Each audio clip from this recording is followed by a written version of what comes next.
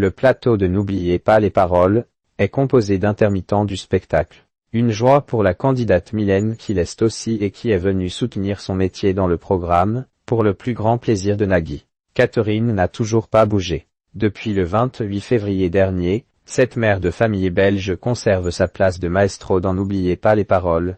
Ce mercredi 5 mars 2025, elle est arrivée sur le plateau avec 8 victoires à son actif et déjà 73 000 € dans sa cagnotte. La veille, Nagui laissait entendre qu'il n'était pas impossible qu'elle atteigne les 100 000 € avant sa 10e victoire. Une somme qui permettrait à la professeure d'anglais et de néerlandais de réaliser plusieurs de ses objectifs, le premier étant de retourner aux États-Unis, où elle a vécu, pour revoir d'anciennes connaissances. Plus tard, elle aimerait également construire sa tiny house, comprenez, petite maison, en français, et en faire une chambre d'hôte. Mais pour cela, encore faut-il qu'elle parvienne à garder son titre face à Mylène. Tout juste arrivée dans l'émission, cette chanteuse de profession compte bien prouver qu'elle a toutes ses chances. Il faut bien bouffer.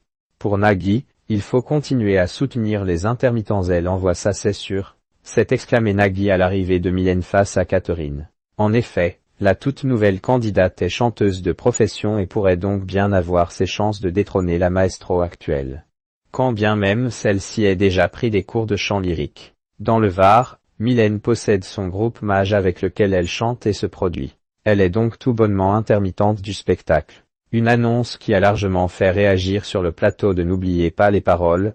Tout le monde s'est mis à ovationner la candidate. Pour une fois qu'on est nombreux, a-t-elle relevé face à tous ces applaudissements.